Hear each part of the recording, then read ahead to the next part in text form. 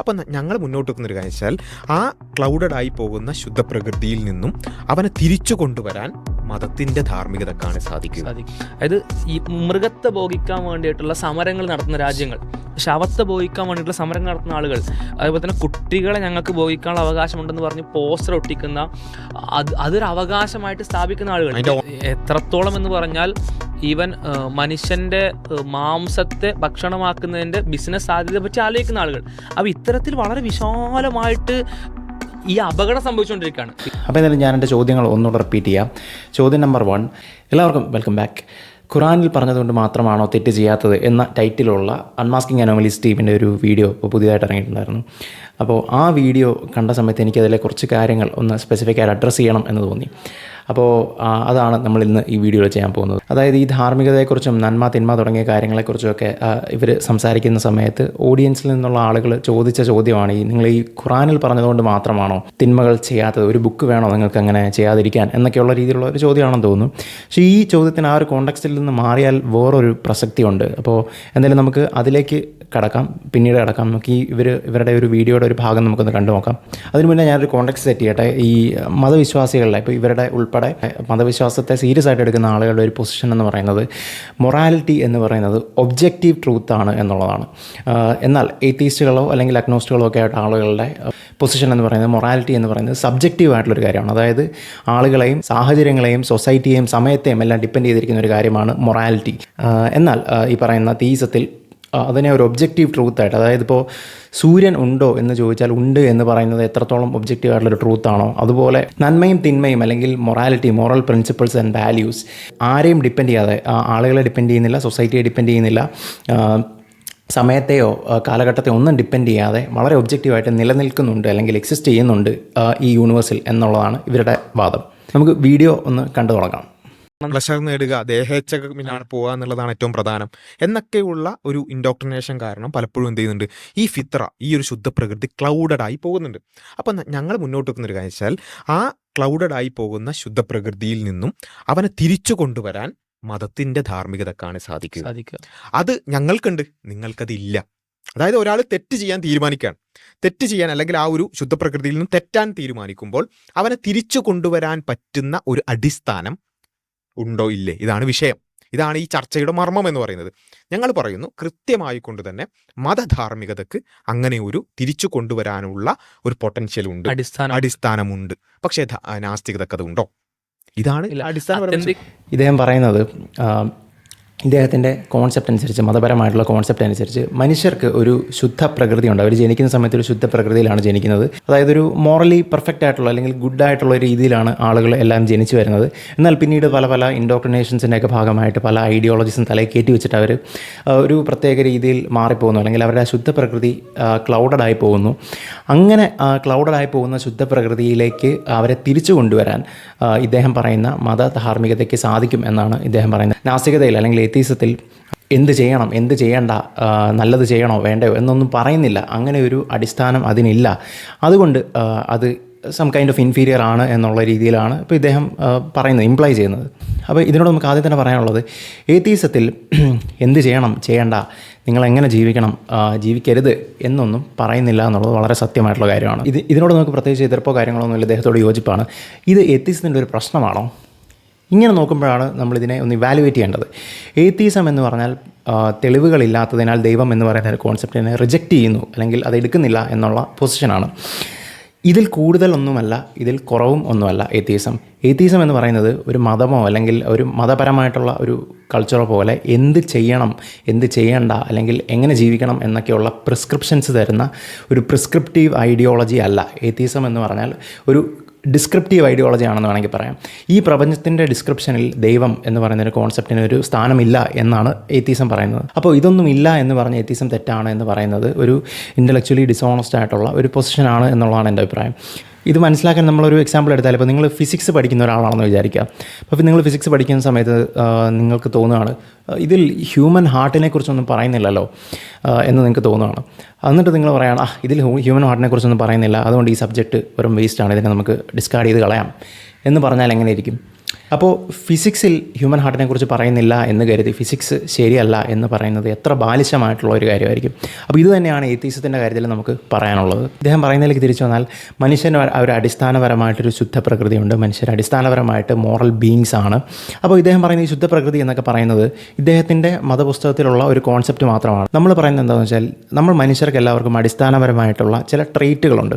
ഈ ട്രെയ്റ്റുകളെ കൺട്രോൾ ചെയ്യുന്ന ജീൻസ് നമ്മളെല്ലാം ഉള്ളിലുള്ളതാണ്. ഇപ്പോൾ നമ്മളുടെ ഈ ടെമ്പറമെൻറ്റിനെ കൺട്രോൾ ചെയ്യുന്ന ജീൻസ് ഉണ്ട്, നമ്മളുടെ ഇമ്പൾസീവ്നെസ്സിനെ കൺട്രോൾ ചെയ്യുന്ന കാര്യങ്ങളുണ്ട്, ജീൻസ് ഉണ്ട്, പിന്നെ അഗ്രഷൻ തുടങ്ങിയ കാര്യങ്ങളെല്ലാം ജനറ്റിക് ലെവലിൽ കൺട്രോൾ ചെയ്യുന്ന ജീൻസ് ഉണ്ട് നമുക്ക്.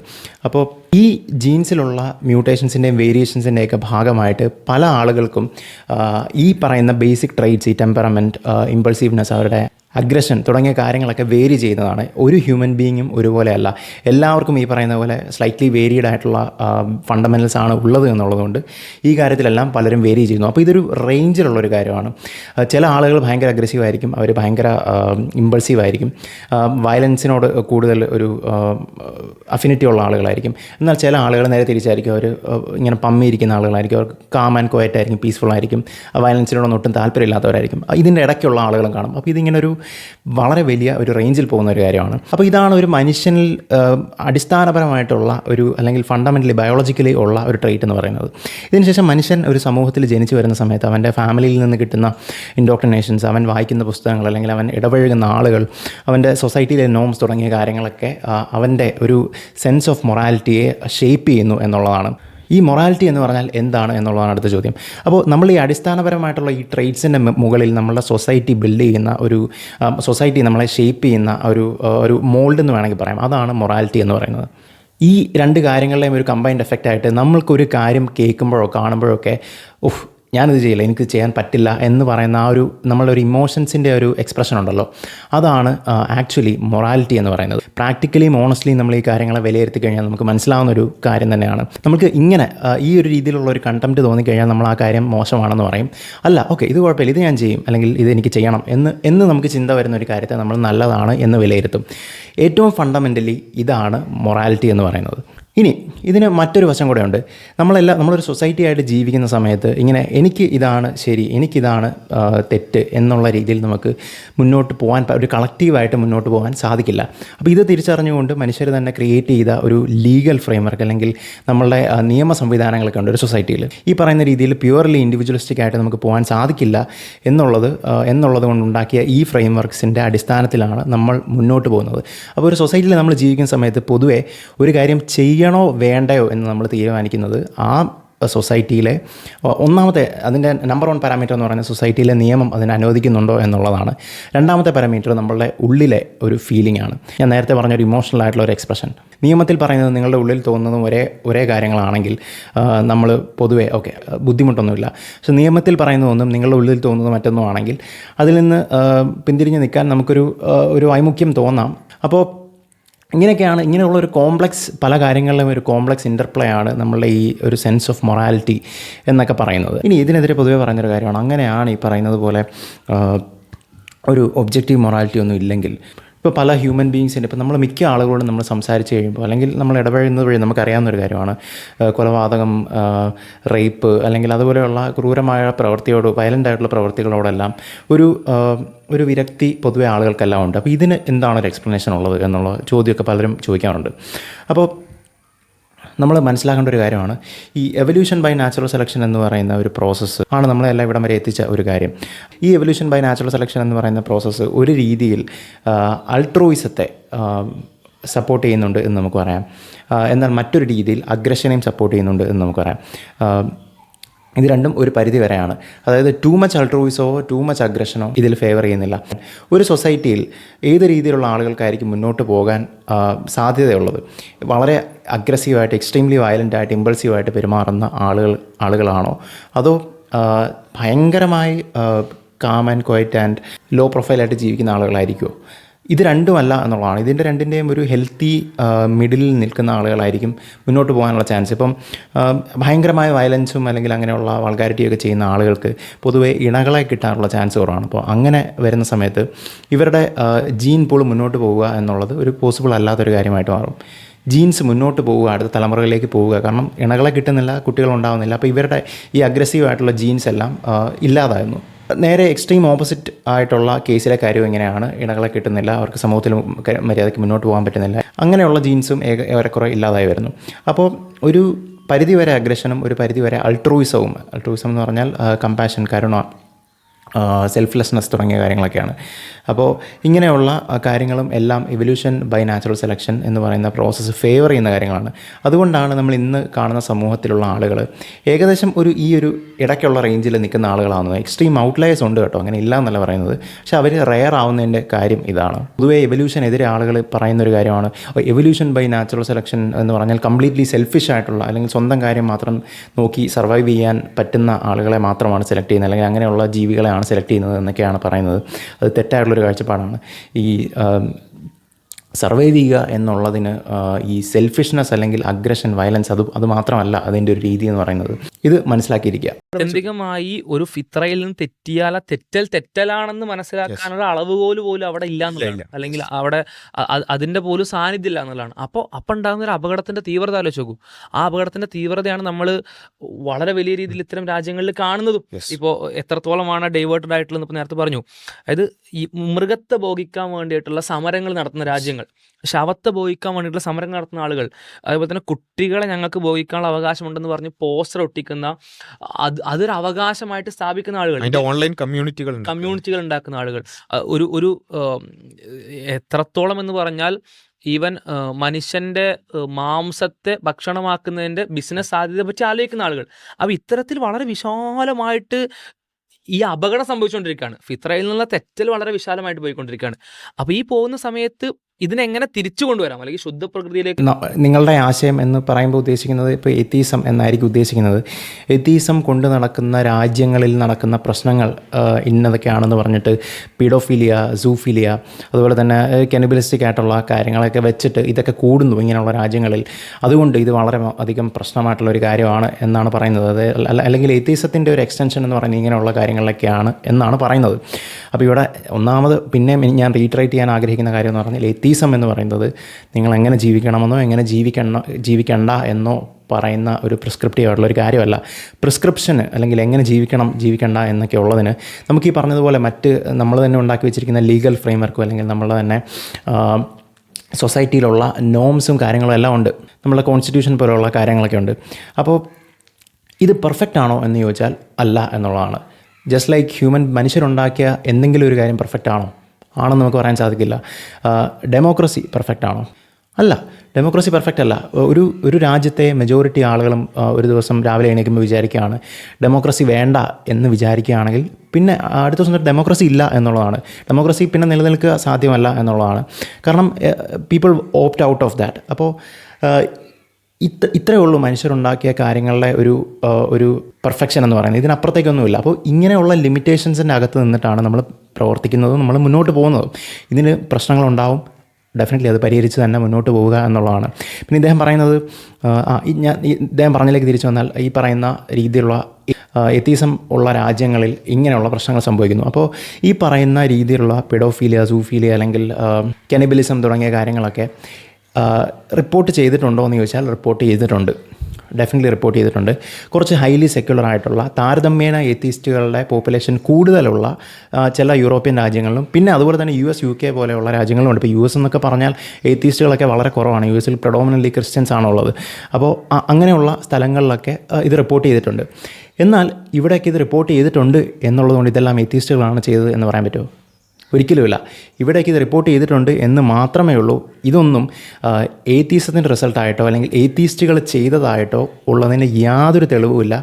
ഇപ്പോൾ നമുക്ക് വേണമെങ്കിൽ പറയാം, പ്രിഡോമിനൻ്റ്ലി ക്രിസ്ത്യൻസ് ഉള്ള ഒരു രാജ്യമായ US ഈ പറയുന്ന പോലെ പെഡോഫൈൽസിൻ്റെ ഒരു പ്രൊട്ടസ്റ്റൊക്കെ നടന്നിട്ടുണ്ട് അവരുടെ റൈറ്റ്സിന് വേണ്ടി.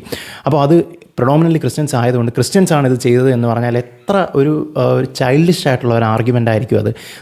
ഞാൻ അങ്ങനെ ഒരു ആർഗ്യുമെൻ്റ് വെക്കുകയല്ല, അങ്ങനെ ആർഗ്യുമെൻ്റ് വെക്കുന്നത് ശരിയല്ല എന്ന് പറയുകയാണ്. അപ്പോൾ നമ്മളെ സംബന്ധിച്ച് നമ്മുടെ കേരളത്തിൽ നമ്മൾ മലയാളികളായിട്ട് ഓഡിയൻസ് പറഞ്ഞാൽ ഇത്രത്തോളം പല വിഷയങ്ങളും തെറ്റിയ ആളുകളല്ല. വേറെ ഒരുപാട് വിഷയങ്ങൾ തെറ്റിയിട്ടുണ്ടെങ്കിൽ പല വിഷയങ്ങളും ഇത്രത്തോളം തെറ്റിയ ആളുകളല്ല.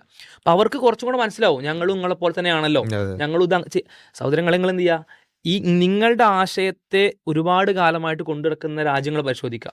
അവിടെ ഉണ്ടായ ഡൈവേഴ്ഷൻ്റെ റേറ്റ് നമുക്ക് മനസ്സിലാക്കാൻ പറ്റും. അവിടെയാണ് ഈ ആശയം കൊണ്ട് നടക്കുമ്പോൾ ഉണ്ടാകുന്ന പ്രയാസത്തിൻ്റെ ആഴം നമുക്ക് കിട്ടുക. യെസ്. ഈ ആഴത്തെ പറ്റിയാണ് പറയുന്നത്. ഇത് നിങ്ങൾ ഇന്ന് എന്തെങ്കിലും ഇത്തരത്തിലുള്ള തിന്മകൾ ചെയ്യുന്നുണ്ട് എന്നുള്ളതല്ല, പക്ഷെ നിങ്ങൾ കൊണ്ടു നടക്കുന്ന ആശയത്തിന് പൊട്ടൻഷ്യൽ ഉണ്ട്. എവിടെ കാണാൻ കഴിയും? ഈ ആശയം കൊണ്ടു നടന്ന ആളുകളിൽ കാണാൻ കഴിയും. അപ്പോൾ നമ്മൾ നോട്ട് ചെയ്യുക, ഈ പറയുന്ന നാസ്തികതയ്ക്ക് ഇങ്ങനെയുള്ള പ്രശ്നങ്ങളിലേക്കെല്ലാം കൊണ്ടുപോകാനുള്ള പൊട്ടൻഷ്യൽ ഉണ്ട് എന്നാണ് പറയുന്നത്. അപ്പോൾ ആ പൊട്ടൻഷ്യൽ എങ്ങനെയുണ്ട് എന്നുള്ളതാണ് ഇനി ഇദ്ദേഹം വിശദീകരിക്കുന്നത്. അങ്ങനെയല്ല, മറിച്ച് നിങ്ങളെല്ലാവരും ചെയ്യുന്നു, എല്ലാ നാസ്തികരും ഇൻസെസ്റ്റുകാരാണ്, എല്ലാ നാസ്തികരും ശവഭോഗികളാണെന്നല്ല ഞങ്ങൾ പറയുന്നത്. മറിച്ച് ഒരാൾ അങ്ങനെ ചെയ്യാൻ തീരുമാനിച്ചാൽ അവനെ തടയാൻ, ആ തെറ്റിൽ നിന്നും തടയാൻ ഒരു മാനദണ്ഡവും നിങ്ങൾ ഈ രണ്ടാമത്തെ കാര്യം, ഈ പറഞ്ഞ തെറ്റുകളിൽ നിന്ന് തടയാനുള്ള മാനദണ്ഡം ഇല്ല എന്ന് മാത്രമല്ല, ശരികൾ ചെയ്യിപ്പിക്കാനുള്ള മാനദണ്ഡവും നാസ്തികതയിലില്ല. ഇദ്ദേഹം നേരത്തെ പറഞ്ഞ കാര്യം തന്നെയാണ്, മനുഷ്യർ തെറ്റിലേക്ക് പോകുന്ന സമയത്ത് അതിൽ നിന്ന് തടയാൻ മതത്തിന് സാധിക്കുന്നു എന്നാണ് പറയുന്നത്. ഞാൻ മതത്തിന് ഉള്ള ഗുണങ്ങളെ ചെറുതാക്കി കാണുകയല്ല, മതത്തിൽ ചില സ്പെസിഫിക് ആയിട്ടുള്ള കാര്യങ്ങൾ, നന്മയുള്ള കാര്യങ്ങളുണ്ട്. അതിനെ ഇപ്പോൾ ഞാനൊരു നിരീശ്വരവാദിയാണെന്ന് പറഞ്ഞാൽ അതിനെ അടച്ചാക്ഷേപിക്കേണ്ട ആവശ്യമില്ല. പക്ഷേ നമ്മളുടെ പ്രശ്നം എന്ന് വെച്ചാൽ മതം എന്ന് പറയുന്ന അടിസ്ഥാനപരമായിട്ട് ട്രൂത്ത് വാല്യൂ ഇല്ലാത്തൊരു കാര്യമാണ് എന്നുള്ളതാണ്. അതായത് മതത്തിൻ്റെ ഫണ്ടമെൻ്റൽസിൽ സത്യമില്ലാത്ത ഒരു കാര്യത്തിൻ്റെ മേളിൽ ബിൽഡ് ചെയ്ത് വെച്ചിരിക്കുന്ന പല കാര്യങ്ങളാണ് മതം എന്ന് പറഞ്ഞ് മുന്നോട്ട് വയ്ക്കുന്നത്. അപ്പോൾ ഇനി ഇദ്ദേഹം പറയുന്നത് ഈ മതത്തിൽ തെറ്റിൽ നിന്ന് തിരിച്ചു കൊണ്ടുവരൽ. എൻ്റെ ഒരു ചോദ്യം എന്ന് പറഞ്ഞാൽ, ഇപ്പോൾ നമ്മളുടെ ഒരു സമൂഹത്തിൽ നമ്മളെ തെറ്റിൽ നിന്ന് തിരിച്ചു കൊണ്ടുവരുന്നത് ഇൻ ഓൾ പ്രാക്ടിക്കൽ സെൻസ് നമ്മളീ പറയുന്ന ഒരു ലീഗൽ ഫ്രെയിംവർക്കാണ്. അതായത് നിങ്ങൾ ഒരു തെറ്റ് ചെയ്താൽ നിങ്ങൾക്ക് അതിൻ്റെ കോൺസിക്വൻസ് ആയിട്ട് ജയിലിൽ കിടക്കേണ്ടി വരും, അല്ലെങ്കിൽ നിങ്ങൾക്ക് അതിൻ്റെ പണിഷ്മെൻറ്റ് അനുഭവിക്കേണ്ടി വരും. മതത്തിൽ പറയുന്നത് നിങ്ങളൊരു തെറ്റ് ചെയ്താൽ നിങ്ങൾക്ക് അടുത്ത സ്വർഗ്ഗജീവിതത്തിലോ അല്ലെങ്കിൽ അടുത്ത ജന്മത്തിലോ ഒക്കെ അതിൻ്റെ കോൺസിക്വൻസ് അനുഭവിക്കേണ്ടി വരും. നല്ലത് ചെയ്താൽ നന്മ കിട്ടും എന്നുള്ളതാണ്. അപ്പോൾ ഒരു പ്രാക്ടിക്കൽ വേർഷൻ, ഇതിൻ്റെ ഒരു പ്രാക്ടിക്കൽ വേർഷനാണ് ആക്ച്വലി നമ്മളുടെ സൊസൈറ്റിയിൽ പ്രാക്ടീസ് ചെയ്യുന്നത്. ഇത് രണ്ടും വലിയ കാര്യമായ വ്യത്യാസമൊന്നുമില്ല. ഒരേ ഒരു ഡിഫറൻസ് എന്ന് പറയുന്നത് മതത്തിൽ പറയുന്ന കെട്ടുകഥകൾക്ക് തെളിവുകളില്ല എന്നുള്ളതാണ്. അപ്പോൾ തെളിവുകളില്ലാത്തൊരു കാര്യം പറഞ്ഞ ആളുകളെ പേടിപ്പിച്ചൊരു കാര്യം ചെയ്യിക്കുന്നു. ഇവിടെ നമ്മൾ ഇൻ ഓൾ പ്രാക്ടിക്കൽ സെൻസ് നമ്മൾ വളരെ റിയലിസ്റ്റിക് ആയിട്ടുള്ള ബൗണ്ടറീസും ലീഗൽ സിസ്റ്റംസും എൻഫോഴ്സ് ചെയ്തുകൊണ്ട് ആളുകളെ കൊണ്ട് സമൂഹത്തിന് പ്രോഗ്രസീവ് ആയിട്ടുള്ള കാര്യങ്ങൾ ചെയ്യാൻ ശ്രമിക്കുന്നു. ഇതാണ് ഇവിടെയുള്ള ഡിഫറൻസ്. ഇനി എൻ്റെ ചോദ്യം എന്ന് പറയുന്നത് വളരെ പ്രധാനപ്പെട്ട 3 ചോദ്യങ്ങളാണുള്ളത്. വളരെ പ്രധാനപ്പെട്ട കുറച്ച് ചോദ്യങ്ങളാണുള്ളത്. ഒന്ന്, മതത്തിൽ പറയുന്ന ചില ഗുണഗണങ്ങൾ നമ്മൾ ഇന്നത്തെ ആക്ച്വൽ സൊസൈറ്റിയിലില്ല. അതുകൊണ്ട് ഈ പറയുന്ന മതത്തിലെ കുറച്ച് നല്ല കാര്യങ്ങളെടുത്ത് നമ്മളിവിടെ കൊണ്ടുവന്ന് നമ്മളെ ലീഗൽ ഫ്രെയിംവർക്കിൽ കൊണ്ടുവന്ന് വെച്ച് കഴിഞ്ഞാൽ ഇവരുടെ പ്രശ്നം തീരുമോ? അതാണോ ഇവരുദ്ദേശിക്കുന്നത്? ചോദ്യം നമ്പർ 1. ഇങ്ങനെ അല്ലെങ്കിൽ നിങ്ങൾ എന്താണ് ഉദ്ദേശിക്കുന്നത്? ഒരു മതത്തിൻ്റെ ഒരു റൂൾ ഇവിടെ വരണം എന്നാണോ, അല്ലെങ്കിൽ ഒരു മത നിയമ സംവിധാനം ഇവിടെ ഉണ്ടാവണം എന്നാണോ? അല്ലെങ്കിൽ ആദ്യം പറഞ്ഞ ഓപ്ഷൻ ആണെങ്കിൽ ഡെഫിനറ്റ്ലി നമുക്ക് നമ്മളെ ലീഗൽ സിസ്റ്റം ഇമ്പ്രൂവ് ചെയ്യാൻ ശ്രമിക്കാമല്ലോ. അങ്ങനെയാണ് നമ്മൾ മുന്നോട്ട് പോകുന്നത്. ഇപ്പോൾ നമ്മളെന്ന് പറയുമ്പോൾ എത്തീസ്റ്റുകൾ മാത്രമല്ല, ഈ പറയുന്ന റിലീജിയസ് ആയിട്ടുള്ള ആളുകളും എല്ലാം ഇതിൻ്റെ ഭാഗമായിട്ടുള്ളവരാണ്. ഇവരുടെ ചില ഐഡിയോളജീസിൻ്റെ കാര്യം വരുമ്പോൾ മാത്രമാണ് മതപരമായിട്ടുള്ള കാര്യത്തിലേക്ക് പോകുന്നത്. ശരി, നമുക്ക് അത് ചെയ്യാവുന്ന കാര്യമാണ്. ഇനി ഇതല്ല, ഒരു റൂൾ ഓഫ് മതമാണ് ഇവിടെ വരണം എന്നിവർ പറയുന്നതെങ്കിൽ നമുക്ക് രണ്ടാമത്തെ ചോദ്യത്തിലേക്ക്, അതിന് ഒരു പ്രശ്നമുണ്ട്. നമ്മൾ രണ്ടാമത്തെ ചോദ്യം, മതത്തിൻ്റെ ആധിപത്യം വരണം എന്നുള്ളതാണ് നിങ്ങൾ പറയുന്നതെങ്കിൽ മതത്തിൻ്റെ ആധിപത്യം എന്തുകൊണ്ട് നമ്മൾ ചൂസ് ചെയ്യണം? അതിന് ഇന്ന ഗുണങ്ങളുണ്ട്, മനുഷ്യരെ മുന്നോട്ട് കൊണ്ടുപോകാൻ ചില ഗുണഗണങ്ങളുണ്ട് എന്നുള്ളത് കൊണ്ട് അതെടുക്കണം എന്നാണോ? അതോ മതത്തിൽ പറയുന്ന ഒബ്ജക്റ്റീവ് മൊറാലിറ്റി ശരിയാണ്, അത് തെളിയിക്കാൻ കഴിയും എന്നുള്ളത് കൊണ്ടാണോ ഇതെടുക്കേണ്ടത് എന്നുള്ളതാണ് രണ്ടാമത്തെ ചോദ്യം. അതിൻ്റെ ഗുണഗണങ്ങൾ കൊണ്ടാണ് എടുക്കേണ്ടത് എന്നുള്ളതാണ് നിങ്ങൾ പറയുന്നതെങ്കിൽ നിങ്ങൾ പ്യുവർ യൂട്ടിലിറ്റേറിയനിസമാണ് പറയുന്നത്. അത് നിങ്ങളുടെ തന്നെ ഐഡിയ അനുസരിച്ച് മറ്റ് പല പ്രശ്നങ്ങളിലേക്കും എത്തിക്കും. ഇപ്പോൾ നമ്മൾ ആക്ച്വലി പ്രാക്ടിക്കലി യൂസ് ചെയ്യുന്നൊരു സാധനമാണ് യൂട്ടിലിറ്റേറിയനിസം. അപ്പോൾ അതിൻ്റെ പ്രശ്നങ്ങളായിട്ട് പല കാര്യങ്ങൾ ഇവർ പറയുന്നുണ്ട്. ഇപ്പം ഈ ഒരു യൂട്ടിലിറ്റേറിയൻ സൊസൈറ്റിയിൽ ചില എഡ്ജ് കേസുകളിൽ, ഇപ്പം ഞാൻ എൻ്റെ ട്രോളി പ്രോബ്ലം എന്ന് പറയുന്ന വീഡിയോയിൽ പറയുന്ന പോലെ ചില എഡ്ജ് കേസുകളിൽ നമുക്ക് തീരുമാനം എടുക്കാൻ പറ്റാത്ത ഒരു സിറ്റുവേഷൻ വരും. അന്നൊക്കെ പറഞ്ഞ് ഇവരത് യൂട്ടിലിറ്റേറിയൻസിനെ തള്ളിക്കളയുന്നതാണ്. അപ്പോൾ ഇവിടെ നിങ്ങൾ ഇതിൻ്റെ ഗുണഗണങ്ങൾ കൊണ്ട് മതം എടുക്കണമെന്ന് പറഞ്ഞാൽ അത് പ്യുവർ യൂട്ടിലിറ്റേറിയനിസമായി പോകും. നിങ്ങളുടെ പൊസിഷനെ തന്നെ കട്ട് ചെയ്യുന്നതാവും. ഇനി അങ്ങനെ അല്ല, ഒബ്ജക്റ്റീവ് മൊറാലിറ്റി എന്നുള്ളത് സത്യമാണ്, അതിന് തെളിവുകളുണ്ട്, അല്ലെങ്കിൽ അത് നമുക്ക് അറിയാൻ സാധിക്കും എന്നുള്ളതാണ് നിങ്ങൾ പറയുന്നതെങ്കിൽ ഒബ്ജക്റ്റീവ് മൊറാലിറ്റി സത്യമാണ് എന്നുള്ളത് നിങ്ങൾ പ്രൂവ് ചെയ്യണം. അതെങ്ങനെ അറിയാൻ സാധിക്കും എന്നുള്ളത് നിങ്ങൾ കാണിച്ചു തരണം. ഇനി അടുത്ത ചോദ്യം, തെറ്റിൽ നിന്ന് ആളുകളെ തടയാനും ശരി ചെയ്യണം എന്ന് പറയാനും മതം സഹായിക്കുന്നു എന്നാണല്ലോ പറയുന്നത്. എങ്ങനെയാണ് നിങ്ങൾ തെറ്റും ശരിയും ഡിഫൈൻ ചെയ്യുന്നത്? ദൈവം ഒരു കാര്യം പറയുന്നത് കൊണ്ടാണോ അത് ശരിയാവുന്നത്? അതോ ആ കാര്യം ശരിയാണ് എന്നുള്ളത് കൊണ്ടാണോ ദൈവം അത് പറയുന്നത്? ഇത് യുത്തിഫ്രോ ഡിലമ എന്ന് പറയുന്ന നമ്മളെ ഫിലോസഫർ പ്ലേറ്റോ മുന്നോട്ട് വെച്ച ഒരു റോളാണ്. ഒരു കാര്യം നല്ലതായതുകൊണ്ടാണ് ദൈവം അത് പറയുന്നത് എന്നുണ്ടെങ്കിൽ അത് മീൻ ചെയ്യുന്നത് ദൈവത്തിന് പുറത്ത് നന്മയുടെയും തിന്മയുടെയും ഒരു സ്റ്റാൻഡേർഡ് ഉണ്ട് എന്നുള്ളതാണ്. മതവിശ്വാസത്തിലെ ദൈവം എന്ന് പറയുന്നതിന് പുറത്തുള്ള മറ്റൊരു സ്റ്റാൻഡേർഡ് പോസിബിൾ അല്ല. കാരണം അങ്ങനെ ഒരു സ്റ്റാൻഡേർഡ് അതിന് പുറത്തുണ്ടെങ്കിൽ ആ സ്റ്റാൻഡേർഡ് ആര് ക്രിയേറ്റ് ചെയ്തു എന്നുള്ള പ്രശ്നം വരും. അതിന് മറ്റൊരു ഏജൻറ്റിലേക്ക് നമ്മൾ പോകേണ്ടി വരും. അപ്പോൾ അങ്ങനെയുള്ള പ്രശ്നങ്ങളിലേക്ക് എത്തിച്ചേരുന്നു. ഇനി രണ്ടാമത്, ദൈവം പറയുന്നത് കൊണ്ടാണ് അത് നന്മയാവുന്നത് എന്നാണെങ്കിൽ പിന്നെ ആ നന്മയിൽ വലിയ വാല്യൂ ഒന്നുമില്ല. കാരണം അങ്ങനെയാണെങ്കിൽ പിന്നെ ദൈവം പറയുന്ന കാര്യങ്ങളും ദൈവം പറയാത്ത കാര്യങ്ങളും അത്രേ ഉള്ളൂ. നന്മ തിന്മ എന്ന് പറഞ്ഞതിനെ നമ്മൾ കാറ്റഗറൈസ് ചെയ്യേണ്ട ആവശ്യമില്ല. ദൈവം ഇപ്പോൾ ഒരു കാര്യം പറയുന്നു, ദൈവം ഇന്ന് പറയുന്നു നിങ്ങൾ ആരെയും കൊല്ലരുത്, നിങ്ങൾ സുഖമായിട്ട് സമാധാനമായിട്ട് ജീവിക്കുക. ദൈവം നാളെ വന്ന് പറയുകയാണ് നിങ്ങൾ എല്ലാവരെയും കൊന്നുകളയുക, നിങ്ങളെല്ലാവരെയും റേപ്പ് ചെയ്യുക, ഇൻസെസ്റ്റ് ചെയ്യുക എന്നൊക്കെ പറഞ്ഞാൽ അത് ചെയ്യാൻ ഇവർ ബാധ്യസ്ഥരാകും എന്നുള്ളതാണ്. കാരണം ദൈവമാണ് പറയുന്നത്, അൾട്ടിമേറ്റ് അതോറിറ്റിയാണ് പറയുന്നത്. അത് ചെയ്യാതിരിക്കാൻ മതവിശ്വാസികൾക്ക് സാധിക്കില്ല. അത് എത്ര വലിയ പ്രശ്നത്തിലേക്കാണ് ലീഡ് ചെയ്യുന്നത് നിങ്ങൾ ആലോചിച്ച് നോക്കുക. ഇനി ഒരു കാര്യം ദൈവമാണോ പറയുന്നത് എന്ന് പോലും ഇവർക്ക് വെരിഫൈ ചെയ്യാനൊരു മെത്തേഡില്ല. ഒരാൾക്ക് ഒരു ദിവസം ഒരു ഹാലൂസിനേഷൻ ഉണ്ടായി. അയാൾ വിചാരിക്കുകയാണ്, എന്നോട് ദൈവം വന്ന് പറഞ്ഞു ഇത്രയും മോശമായ കാര്യങ്ങൾ ചെയ്യണം എന്ന് പറഞ്ഞു എന്ന് വിചാരിക്കുകയാണെന്ന് വിചാരിക്കുക. അപ്പോൾ അങ്ങനൊരു സിറ്റുവേഷനിൽ അയാളത് ചെയ്യാൻ ഫോഴ്സ് ആവുകയാണ്, അല്ലെങ്കിൽ അയാളെ അതിൽ നിന്ന് പിന്തിരിപ്പിക്കാൻ മതത്തിൻ്റെ ഒരു ടീച്ചിങ്സിനും ഒരു എന്താ പറയണ്ടേ വാല്യൂസിനും സാധിക്കില്ല. കാരണം ദൈവമാണ് അൾട്ടിമേറ്റ് പവർ എന്ന് പറയുന്നത്. ഇനി ഇതിനെ ടാക്കിൾ ചെയ്യാൻ പൊതുവെ മതവിശ്വാസികൾ യൂസ് ചെയ്യുന്നൊരു കാര്യമാണ്, അങ്ങനെയല്ല നല്ലതിനെ ചീത്തതിനെ ഡിഫൈൻ ചെയ്യുന്നത്. നല്ലതിനെ ചീത്തതിനെ ഡിഫൈൻ ചെയ്യുന്നത് ദൈവത്തിൻ്റെ നേച്ചർ വെച്ചിട്ടാണ്. ദൈവത്തിൻ്റെ നേച്ചർ എന്താണോ അതാണ് നന്മ, ദൈവത്തിൻ്റെ നേച്ചറിന് പുറത്തുള്ളതെന്തോ അതാണ് തിന്മ എന്നാണ് പറയുന്നത്. അതായത് ദൈവത്തിൻ്റെ nature equal to good equal to ദൈവത്തിൻ്റെ നേച്ചർ. അപ്പോൾ ഇവിടെ എന്താണ് നമുക്ക് മനസ്സിലാക്കാൻ പറ്റുന്നത്? ദൈവത്തിൻ്റെ നേച്ചറും ദൈവത്തിൻ്റെ നേച്ചർ അല്ലാത്തതും ഇങ്ങനെ രണ്ട് കാര്യങ്ങളേ ഉള്ളൂ. അപ്പോൾ ഇവിടെയുള്ള അടുത്ത പ്രശ്നം വരികയാണ്, ദൈവത്തിൻ്റെ നേച്ചറിൻ്റെ പുറത്ത് ആക്ട് ചെയ്യാൻ സാധിക്കുമോ? അല്ലെങ്കിൽ ദൈവത്തിന് തിന്മ പ്രവർത്തിക്കാൻ സാധിക്കുമോ? നന്മ എന്ന് പറയുന്നത് ദൈവത്തിൻ്റെ നേച്ചറാണെന്നാണ് പറയുന്നത്. അപ്പോൾ ദൈവത്തിന് തിന്മ പ്രവർത്തിക്കാൻ സാധിക്കുമോ? എബിലിറ്റി ഉണ്ടോ? ഇല്ല എന്നാണെങ്കിൽ അതൊരു ഓൾ പവർഫുൾ ഗോഡ് ആവില്ല. കാരണം ദൈവത്തിനൊരു കാര്യത്തിന് ചെയ്യാൻ പറ്റില്ല, അല്ലെങ്കിൽ അതിന് എബിലിറ്റി ഇല്ല എന്ന് പറഞ്ഞാൽ അതൊരു ഓൾ പവർഫുൾ ഗോഡ് ആവില്ല. അത് മതവിശ്വാസ പ്രകാരമുള്ള ദൈവമല്ല. ഇനി അങ്ങനെ ഒരു ലിമിറ്റേഷൻ ഇല്ല, ദൈവത്തിന് തിന്മയും പ്രവർത്തിക്കാം എന്നാണെങ്കിൽ then it's just A matter of time. നമ്മൾ ആ ഒരു നേച്ചർ കാണുന്നതിൽ നിന്നുള്ള ഒരു സമയത്തിൻ്റെ ഒരു അകലം മാത്രമേ ഉള്ളൂ. അത് തന്നെയല്ല, അങ്ങനെയാണെങ്കിൽ ഇപ്പോൾ ഇന്ന് ഈ ലോകത്ത് നമ്മൾ കാണുന്ന തിന്മയും അല്ലെങ്കിൽ സോക്കോൾഡ് പ്രശ്നങ്ങളെല്ലാം ദൈവം ഇൻറ്റൻഷനലി കൊണ്ടുവന്ന കാര്യങ്ങളാണ് എന്ന് നമുക്ക് വേണമെങ്കിൽ ഇൻ്റർപ്രറ്റ് ചെയ്യാം. അല്ലെങ്കിൽ ഇവിടുത്തെ പ്രശ്നം എന്ന് വെച്ചാൽ ദൈവം തിന്മ ചെയ്യില്ല എന്നുള്ളത് നമുക്ക് മനസ്സിലാക്കാനുള്ള യാതൊരു മാർഗ്ഗവുമില്ല. ദൈവത്തിൻ്റെ നേച്ചർ ഒരിക്കലും ഒരു വിശ്വാസിക്ക് മുഴുവനായി മനസ്സിലാക്കാൻ സാധിക്കില്ല എന്നുള്ളത് തന്നെയാണ് വിശ്വാസികളുടെ പൊസിഷൻ. അങ്ങനെ അറിയാൻ സാധിച്ചില്ലെങ്കിൽ ദെൻ ദൈവം എന്ന് പറയുന്നത് മോശം ചെയ്യാൻ പറ്റുന്ന ഒരാളാണ്. അയാൾ മോശം ചിലപ്പോൾ ചെയ്തേക്കാം. നാളെ വന്നിട്ട് മോശമായിട്ടുള്ള കാര്യം പറഞ്ഞു കഴിഞ്ഞാൽ അതും ദൈവത്തിൻ്റെ നേച്ചറായി മാറുന്നു. അപ്പോൾ ഇതാണ് ഇവിടുത്തെ ഏറ്റവും വലിയ പ്രശ്നം. മതത്തിന് ഇത്രയും വലിയൊരു ഡിസ്ട്രക്ഷൻ ഉള്ള ഒരു പൊട്ടൻഷ്യൽ ഉണ്ട് എന്നുള്ളതാണ് നിങ്ങൾ മനസ്സിലാക്കേണ്ടത്. ഇവർ ഈ പറയുന്ന പോലെ യൂട്ടിലിറ്റേറിയനിസത്തിൻ്റെയും എത്തീസത്തിൻ്റെയൊക്കെ പ്രശ്നങ്ങളെക്കുറിച്ച് പറയുന്നുണ്ടല്ലോ. എത്തീസം എന്ന് പറയുന്നത് എന്താണ് ചെയ്യേണ്ടതെന്നും പറയാത്ത ഒരു കാര്യമാണ്. അതിൻ്റെ മേൽ ഇത്രയും വലിയൊരു പ്രശ്നം അടിച്ചേൽപ്പിക്കുന്നു. അപ്പോൾ എന്താണ് ചെയ്യേണ്ടത് എന്നുള്ള പ്രിസ്ക്രിപ്ഷൻ തരുന്ന മതം ഇത്രയും വലിയ ഒരു ഡിസ്ട്രക്റ്റീവ് ആയിട്ടുള്ള, അല്ലെങ്കിൽ ഇത്രയും വലിയൊരു ഡേഞ്ചറസ് ആയിട്ടുള്ള ഒരു കാര്യത്തിൻ്റെ മേളിലാണ് ഇരിക്കുന്നത് എന്നുള്ളതാണ് എനിക്ക് ചൂണ്ടിക്കാണിക്കാനുള്ളത്. ഇതിൻ്റെ പ്രാക്ടിക്കലായിട്ടുള്ള പല കാര്യങ്ങളും നമ്മൾ കണ്ടിട്ടുള്ളതുമാണ്. അതായത് ദൈവം പറയുന്ന കാര്യമാണ് എന്ന് പറഞ്ഞുകൊണ്ട് പല അബദ്ധങ്ങളും അല്ലെങ്കിൽ പല കാര്യങ്ങളും ഡിസ്ട്രക്റ്റീവായിട്ട് ചെയ്യുന്ന ആളുകളെ നമ്മൾ ഇതിന് മുന്നേ തന്നെ പലതവണ കണ്ടിട്ടുണ്ട്. അപ്പോൾ ഇതൊക്കെയാണ് ഇതിൻ്റെ പ്രശ്നം. ദൈവം പറയുന്നതാണോ അല്ലയോ എന്നുള്ളത് പോലും തിരിച്ചറിയാനുള്ള ഒരു സ്റ്റാൻഡേർഡ് ഇല്ല എന്നുള്ളതാണ്. ഈ ഡേഞ്ചേഴ്സ് നിങ്ങൾ മനസ്സിലാക്കണം. ആക്ച്വലി ഇതേ സാധനം തന്നെ ഇവർ യൂട്ടിലിറ്റേറിയൻസത്തിൽ, അല്ലെങ്കിൽ ഇങ്ങനെയൊക്കെ എല്ലാം സബ്ജക്റ്റീവ് ആണെങ്കിൽ പിന്നെ ഇങ്ങനെ പ്രശ്നങ്ങൾ നടക്കില്ലേ എന്നൊക്കെ ചോദിക്കുമ്പോൾ അതിനേക്കാൾ വലിയ പ്രശ്നമുള്ള പൊട്ടൻഷ്യലി ഡേഞ്ചറസ് ആയിട്ടുള്ള കാര്യമാണ് ഇവിടെ ഇരിക്കുന്നത് എന്നുള്ളത് മനസ്സിലാക്കുക. അപ്പോൾ ഇതിനുള്ള ഒരു മറുപടി ടീം UA ഇപ്പോൾ എനിക്ക് തരണം എന്നല്ല, ഇവരുടെ ചാനലിൽ തന്നെ ഇതിനുള്ള മറുപടി ഇടാൻ പറ്റുമെങ്കിൽ അത് നിങ്ങളുടെ തന്നെ വിശ്വാസികൾക്കുള്ള ഒരു ആൻസർ ആയിരിക്കും. പിന്നെ നമ്മളെപ്പോലുള്ള എത്തീസ്റ്റുകളുടെ ഒരു മേജർ കൺസേൺ നിങ്ങൾ അഡ്രസ്സ് ചെയ്തു എന്നും ആയി. അപ്പോൾ എന്തായാലും ഞാൻ എൻ്റെ ചോദ്യങ്ങൾ ഒന്നുകൂടെ റിപ്പീറ്റ് ചെയ്യാം.